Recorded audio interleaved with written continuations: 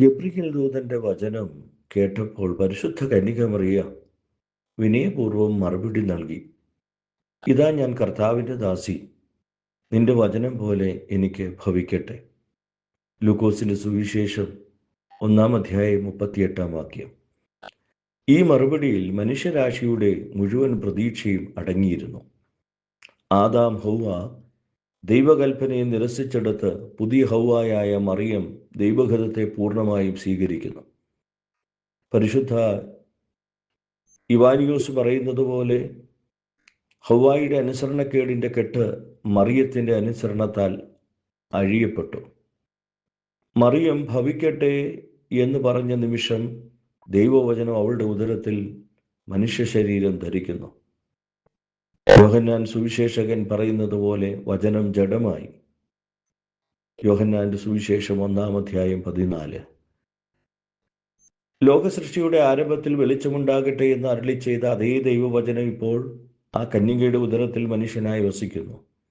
പരിശുദ്ധ അബ്രഹാം എന്ന സുറിയാനി പിതാവ് ധ്യാനിക്കുന്നത് സ്വർഗങ്ങൾക്ക് ധരിക്കുവാൻ കഴിയാത്തവനെ ഒരു കന്യകയുടെ ഉദരം ധരിച്ചു എന്നാണ്. ദൂതൻ മറ്റൊരു വാർത്തയും മറിയത്തോട് അറിയിച്ചു. നിന്റെ ചാർച്ചക്കാരിയായ എലിസബത്ത് വാർദ്ധക്യത്തിൽ ഒരു പുത്രനെ ഗർഭം ധരിച്ചിരിക്കുന്നു.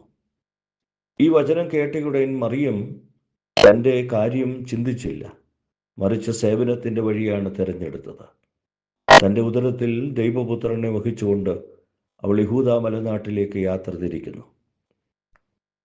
പരിശുദ്ധ ആംബ്രിയോസ് എന്ന പിതാവ് പറയുന്നത് കൃപ ലഭിച്ചവൻ കൃപ പങ്കുവെക്കുവാൻ ഓടുന്നു എന്നാണ്. മറിയത്തിൻ്റെ യാത്ര ഒരു ബന്ധുവിനെ സന്ദർശിക്കുന്ന യാത്ര മാത്രമല്ല, ക്രിസ്തുവിനെ ലോകത്തിലേക്ക് കൊണ്ടുപോകുന്ന ആദ്യ സുവിശേഷ യാത്രയാണ്. എലിസബത്തിൻ്റെ ഭവനത്തിലെത്തിയപ്പോൾ മറിയം 3 മാസം അവളോടുകൂടെ താമസിച്ചു. വയോധികയായ എലിസബത്തിനെ ശുശ്രൂഷിച്ചു. എന്നാൽ സുവിശേഷം ശ്രദ്ധേയമായ ഒരു കാര്യം പറയുന്നു. അവൾ ചെയ്ത സേവനത്തെക്കുറിച്ച് വലിയ വിവരണങ്ങളൊന്നുമില്ല.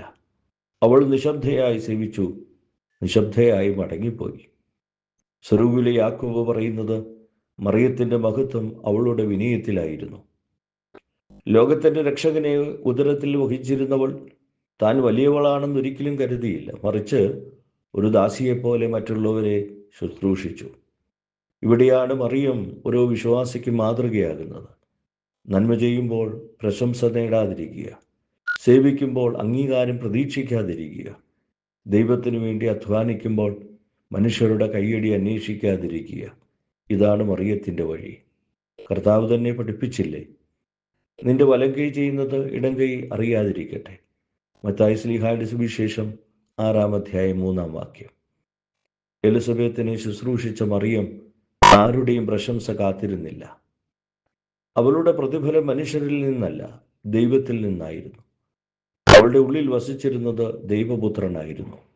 അതുകൊണ്ട് അവളുടെ ജീവിതം മുഴുവൻ വിനയത്തിൻ്റെയും സ്നേഹത്തിൻ്റെയും രഹസ്യ സേവനത്തിൻ്റെയും ജീവിതമായി മാറി.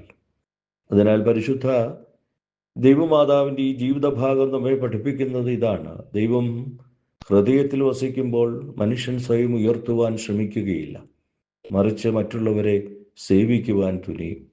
പ്രശസ്തിയല്ല, സേവനമാണ് അവൻ്റെ സന്തോഷം. മനുഷ്യരുടെ അംഗീകാരമല്ല, ദൈവത്തിൻ്റെ പ്രസാദമാണ് അവൻ്റെ പ്രതിഫലം. എലിസബത്തിനെ ശുശ്രൂഷിച്ച ആരുമറിയാതെ മടങ്ങിപ്പോയ മറിയം നിശബ്ദ സേവനത്തിൻ്റെ, വിനയത്തിൻ്റെ, ദൈവസ്നേഹത്തിൻ്റെ ഉത്തമ മാതൃകയായി ഇന്നും സഭയുടെ മുമ്പിൽ നിലകൊള്ളുന്നു.